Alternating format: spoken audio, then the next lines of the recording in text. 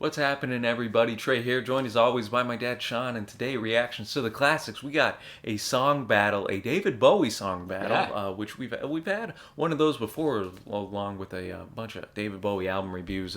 One of our favorites here at the channel, and today this suggestion comes courtesy of, rightly named, our patron David. That's right. And today we're going to do two tracks. We're going to do Black Country Rock from The Man Who Sold the World record, and then Joe the Lion from Heroes. So I'm not familiar with Joe the Lion. I've listened to The Man Who Sold the World before, but I mean, this song doesn't ring a bell to me. Right. I'm not familiar with either one, believe it or not.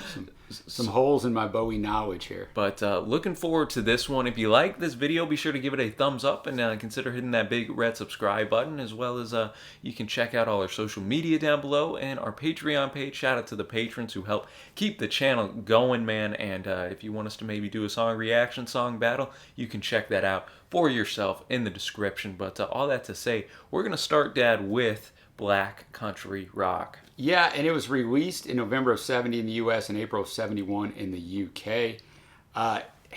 Its style has been compared to Mark Bolan's contemporary T-Rex, down to Bowie's imitative version of him in the final verse. I guess David was pretty famous to his friends back then of really being able to imitate Bolan. According to producer Tony Visconti, Bowie already had the music ready by the start of the sessions, but he didn't have the lyrics. So they were a last-minute addition in the studio. And he said him doing Bolan's impression towards the end was spontaneous because he ran out of lyrics.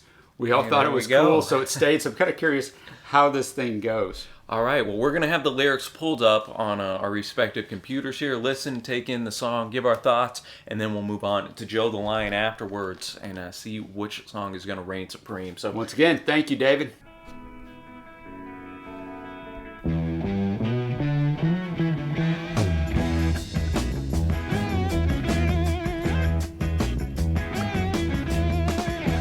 Pack us up and rest up here on Black Country Rock.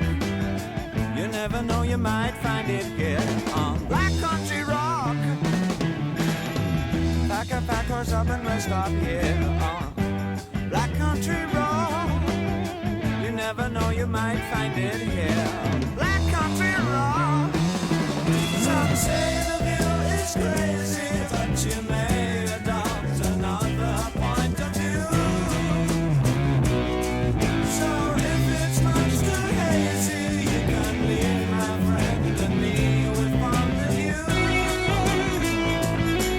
can't go wrong with Mick Ronson on featuring on your track ever either. No, you cannot.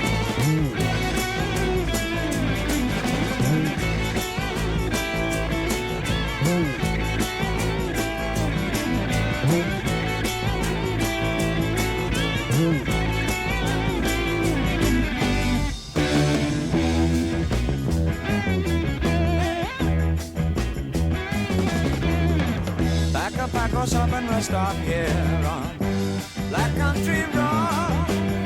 You never know, you might find it here on Black Country Rock. Pack us up and rest up here on Black Country Rock. Never know, you might find it here on Black Country Rock. Some say you is crazy, but you may adopt another point of view.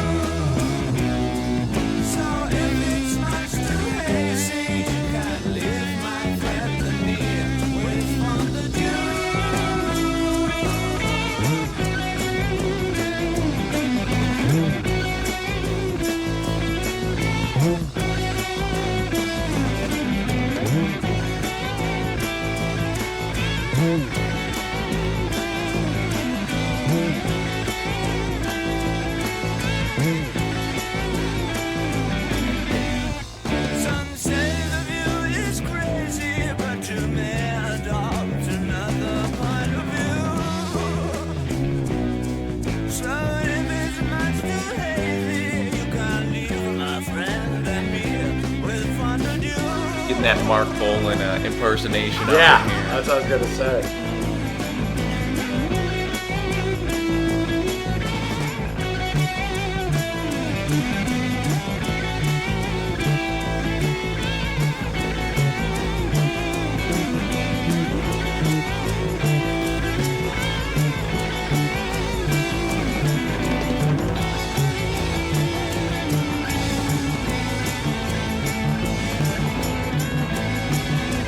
Like that piano coming in on that right earphone here a little bit.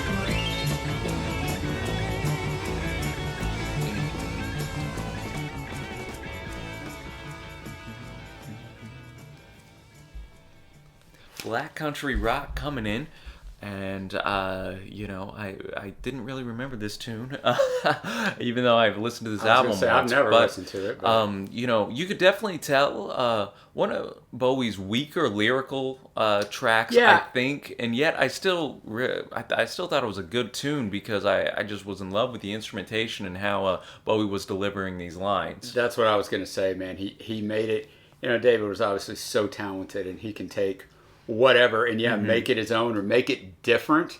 And being different is kind of the key to staying power in the music world. Oh, yeah. And nobody did it better than David. And shout out Tony Visconti as well on the bass. I thought the bass work was great. And as I mentioned in the reaction, I think Mick Ronson, anytime you get him and Bowie collabing, it's going to be a rocking time. I thought that it kind of fit the instrumentation, especially with the chorus so if it's much too hazy, it almost had a...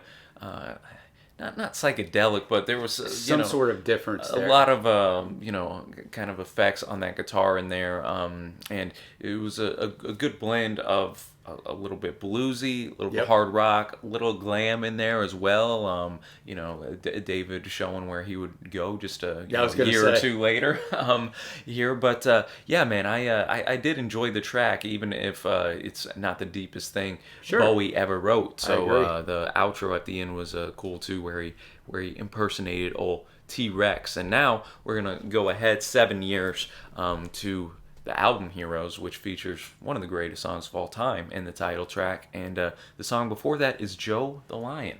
Yeah, and this one was also produced by Bowie and Visconti, so he's still here. It's a part tribute to performance artist Chris Burden, who was famous for having himself crucified to a Volkswagen in 1974. I guess there's a line here, "Nail me to my car and I'll tell you who you are."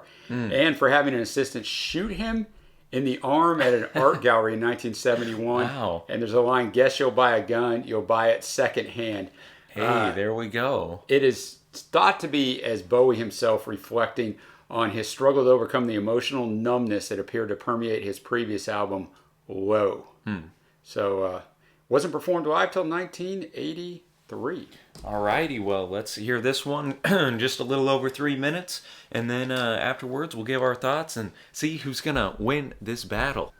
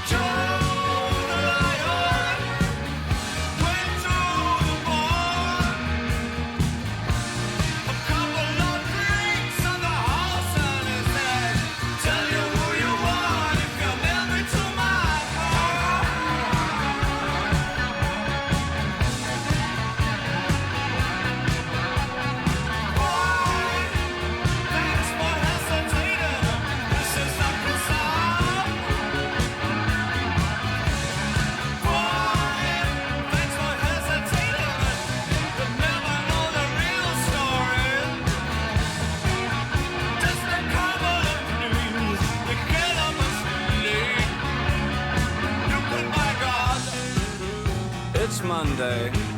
Slither down the greasy pipe. So far, so good, no one saw you. Hobble over any freeway. You will be like your dreams tonight. You get up and sleep. You get up and sleep. Joe the lion. Lead the lion.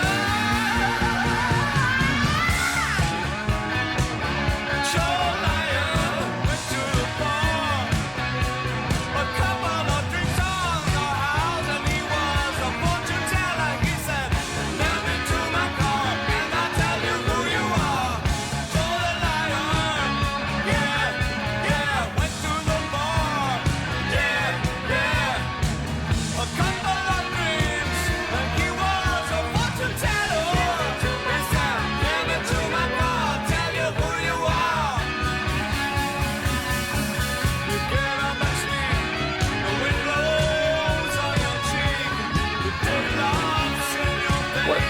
great lead guitar under all this. Yeah, for sure.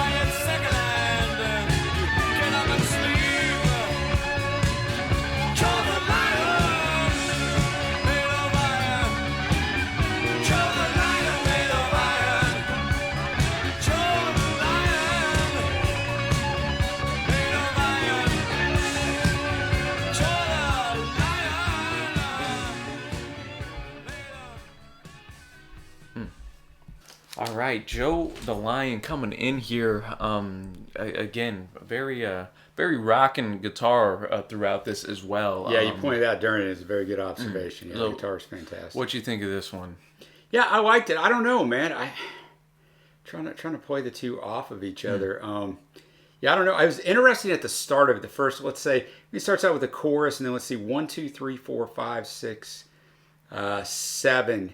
The first 7 lines of verse 1 and the starting chorus, Bowie sounds distant the way they mixed it. Well, it kind of reminded me, since it's off this Up Heroes towards the end of the track, where, you know, it has to scream because the mics were so far away and picked it up. I wonder if they used that technique for this first portion. I was wondering that too, because then all of a sudden, boom, he pops in. But yeah, I thought that was an interesting way, because I think what that always does, especially when you start it, well, even if you end it that way, but when you start a song that way, it makes you lean in and listen more intently. It's a great technique. It's like if I started talking really quiet, you would stop whatever you were doing and listen. It's a great technique. So no, and musically, this you know, this is kind of in I know the Berlin trilogy of Bowie, where he's a little more experimental. It was more straightforward, but it still had a little experimental edge, a little funkiness at points too. Yeah. And you know, lyrically, I hadn't heard of this Chris Burden guy at all. I hadn't but, either, but sounds like an interesting cat. Well, you know, with what you said earlier, Dad, before we play this, it seems like a guy that Bowie would gravitate to, you know, just with whatever for art, right? Stuff he did. So, you know, it doesn't surprise me that Bowie wrote a tune, you know, kind of inspired by him. You know, I just like that concept. Joe the Lion, made of iron, just kind of rolls off the tongue there. So I guess that'll take us now to who we got for ourselves personally winning this battle. Is it going to be Joe the Lion, or is it going to be Black Country Rock? I guess I'll go first. This is a pretty tight race for me, actually. It is for me too. I'm gonna go though narrowly, just because I thought it pushed the envelope a little more and was stronger lyrically. I got to go with Joe the Lion. I mean, you can talk me into either one.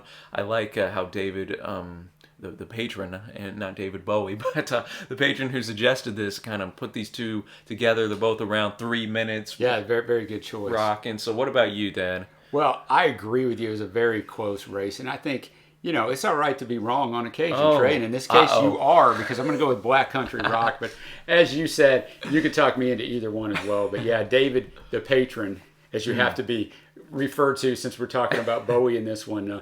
Yeah, fantastic choice. And a fantastic choice because, you know, they're 7 years apart, and miles and miles of reinvention came between the two songs for Bowie, so they still match up quite nicely against each other. No, definitely, and of course we always like to hear from the community. Definitely. Let us know which of these tunes you dug more, and down in the comment section below, as always, I'd appreciate it. And until next time, thanks for watching, happy listening, and we will see ya.